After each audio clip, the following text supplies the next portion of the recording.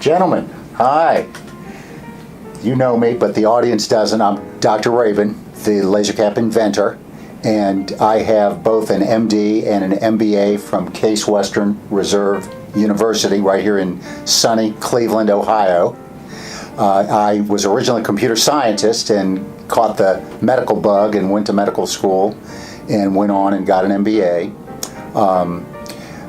Since 2006, I created LaserCap Company, which is a device, low-level light device for hair regrowth that we sell through physicians. I created the company along with Dr. Haber and in collaboration with Michael Hamblin, PhD at Harvard, and David Smith, PhD, an MIT optical physicist, and we sell LaserCap in the USA and internationally to physicians. My name is William Gonitz. I'm the CEO of Evolution Hair Loss Institute as well as Advanced Trichology product line. I'm a certified trichologist. I'm on the advisory board of the World Trichology Society. I've been a practicing trichologist for 16 years and really specialize in the whole body treatment of hair loss. And I'm Bob Haber. I'm a dermatologist specializing in hair loss and its treatments. I've been involved with the LaserCap Company since its inception with Mike, giving some advice. I'm medical director of the company. I'm very active in the hair transplant community as well, having served on the board of governors and as president of the International Society of Hair Restoration Surgery, as editor of the Hair Transplant Forum, and have been recognized for my work with a number of awards over the years as well. Including the ISHRS Golden Follicle Award. The Golden Follicle Award, which is a great, great honor. That's the only reason I hired you.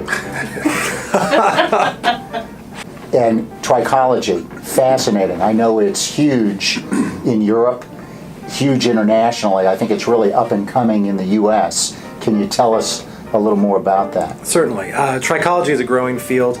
It's unique in the sense that it is technically the science of hair loss treatment and scalp conditions. However, rather than the traditional allopathic treatments, it looks more at the whole body, the causes of loss, including unusual alopecias like scarring alopecias or alopecia areata, as well as your standard androgenetic alopecia, male and female pattern loss. So it is growing. The community in the United States is growing rapidly, and obviously you really want to focus on people who have experience and who are well trained, and then obviously are providing the best treatments possible. So I'm asked quite often by a lot of patients, what is low-level light therapy? What does it do? I think I'll give the short answer, and Dr. Haber can give a little more detailed answer, and then of course Mr. Gonitz can give the trichology position. So low-level light therapy is a form of photomedicine. It has a biostimulation, a photobiostimulation effect on cells in the body.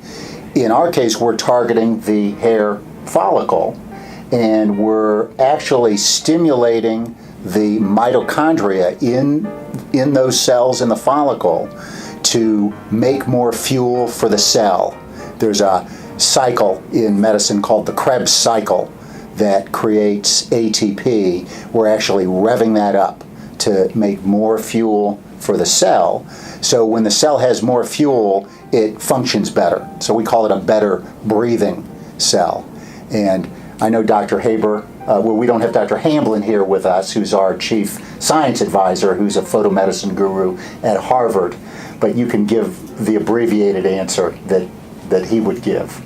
Sure. Well, we're moving away from low-level light therapy and calling it more photobiomodulation now, which I think describes it better. It's light and it's having a biologic effect. Now, every cell in the body has mitochondria. It's the cellular engine, and we couldn't survive without mitochondria. And when something goes wrong with the mitochondria, it causes a problem in those cells, and mitochondrial diseases exist throughout our body. What's unique about hair follicle mitochondria is that they are accessible. So in certain people, in certain cells with us with hair loss, something is going wrong with the mitochondria in those cells. They're being down-regulated, and there's a variety of processes that cause that. When we expose the mitochondria to light of a particular wavelength, it upregulates that mitochondria. It makes them work better, makes them do what they're supposed to do in those cells, and in this case, help to grow hair. Now, the big story is much more complicated, and yet the simplest thing is we don't really know exactly what it's doing to grow hair.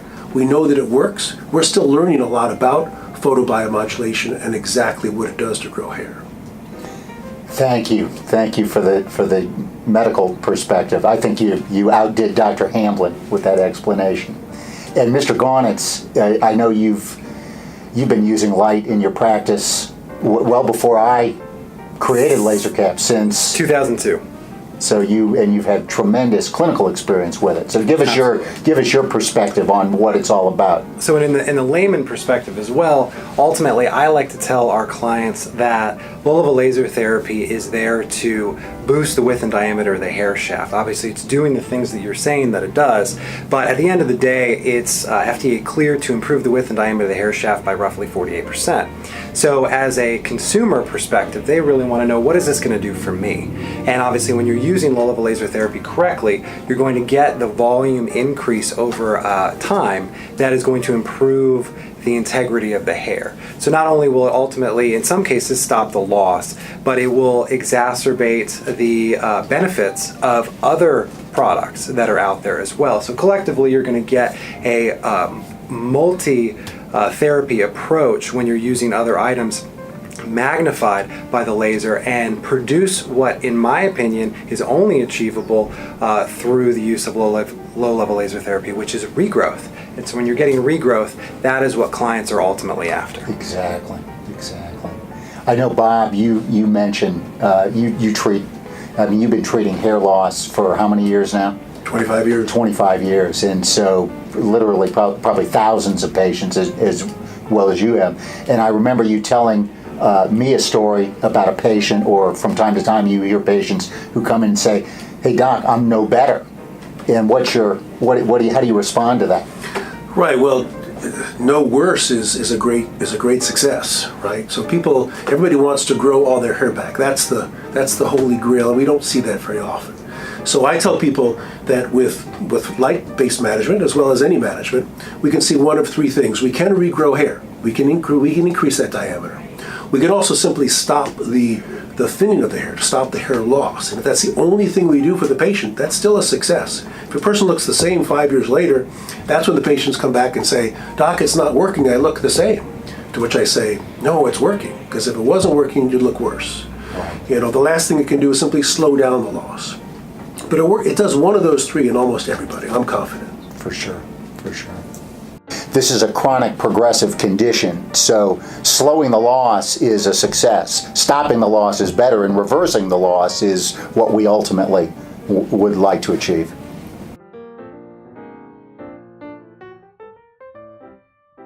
Okay, so I'm asked quite a bit about the treatment options. And there are a number of medical treatment options that Dr. Haber and Mr. Gaunitz can get into in more detail. But generally speaking, there's minoxidil, topical minoxidil. There's oral finasteride. Those are two drugs that are approved by the FDA. And then there's low-level light therapy, photomedicine for hair regrowth, which is the only cleared modality. It's a device that is cleared by the FDA for both safety and efficacy.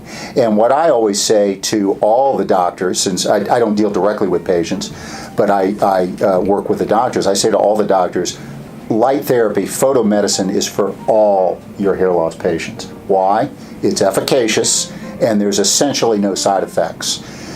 Minoxidil, if patients can tolerate topical minoxidil, then hey, that's great. But there are cases of scalp irritation, there are cases of patients who just don't like the mess of it, they just don't want to be bothered with it. And then oral finasteride, if patients can tolerate oral finasteride, that is great, but there are some issues associated with sexual dysfunction on a small subset of patients taking finasteride, so it makes patients nervous nowadays to take it. But light therapy, there's essentially no contraindications to light therapy. I like to use light therapy with my other therapies or instead of my other therapies. Now, my particular practice consists of many, many women of all ages, and for my young women of childbearing potential, they can't really be on minoxidil or on finasteride, even off-label, because you can't use those two drugs if they're going to have kids. whereas light-based therapy can be used without any restriction. So it's the one therapy I can give every single patient, whether or not they're on other management therapies or not, and have confidence they're going to get some benefit no matter what else they're doing. And for myself, one of the things that I've identified in the what I've coined as the trifecta of hair loss treatment is that you need to first block the underlying reason for the loss, which would be finasteride, or in some cases we use spirolactone, and then obviously any nutritional supplementation that would be necessary. But that would be one. Two would be minoxidil, because you do need to obviously expedite the growth cycle and elongate the anagen phase. But three, potentially being the most critical and with the least amount of potential side effects, is low-level laser therapy. By magnifying the results of the other, you are influencing this sort of synergistic impact on the body, which is going to produce the greatest result over the shortest period of time. So usually within 12 to 18 months, if I don't include low-level laser therapy, we don't get nearly the substantial results that we get obviously with it. And that's the synergism. It's a synergistic treatment. So the combination of the treatments together are better than any of the treatments individually. And so it's really important for practitioners to understand that adding light-based therapy to what they're already doing isn't just incremental, it's a multiplication of the effect that they get. Gentlemen, thank you. Very, very well put. So I'm asked quite a bit, what is LaserCap? How is it used? How does it work? So this is our base model. This has 224 laser diodes, and it fits into a custom shaped shell, and it's got this clear elastomeric liner in it that allows the light through. And this is meant to fit in a cap, of course, and you just wear this just like so. And if I had my power pack, I'd turn it on for you. So the rationale for LaserCap, when I set out to build a better mousetrap, so to speak, and before LaserCap, the only home use device out there was a comb device called Laser Comb, which is a very good device, by the way, but difficult to use, difficult to be compliant with, since it's 15 minutes every other day and you have to literally comb your hair for 15 minutes. We set out to build something that would offer patients much easier compliance and thus better efficacy, we felt. And so this model was designed in conjunction with Mike Hamblin at Harvard, who gave us the specifications for optimal output. So this device has 224 diodes over about 450 square centimeters and will cover the entire affected area of the scalp to deliver the light therapy. We've since come out with a higher power and a larger coverage model called a LaserCap 300, and then we have a lower power, lower cost version called LaserCap 80. Since we introduced this back in 2010, I believe, there are a number of copies out there, but what they can't do is copy the medicine, science, and engineering and many other value-added features that we have. And I'll let Dr. Haber and Mr. Gaunitz talk a little more about that, since they're directly treating patients.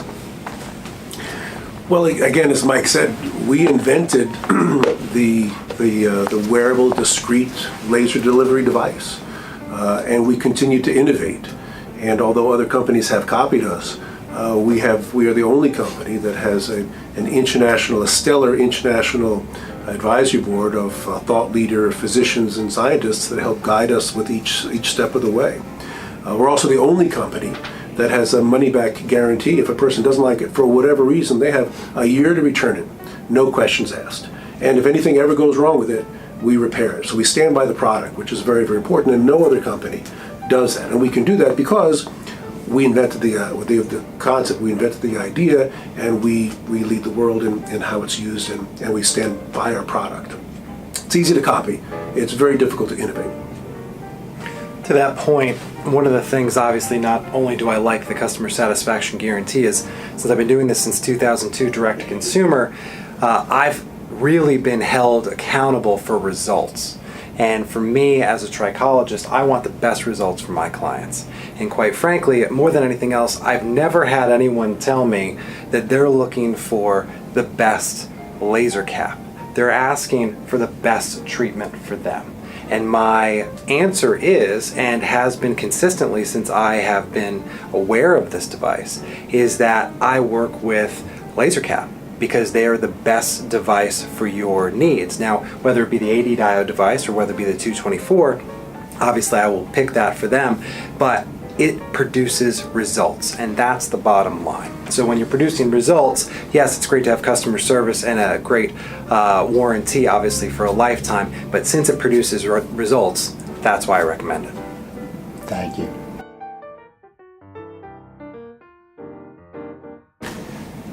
You two know a lot about PRP, but it's new. It's relatively new in the area of scalp and hair regrowth. I think it's been used for some time by the orthopods, pain management. It's been around, but newer in with the hair restoration physicians.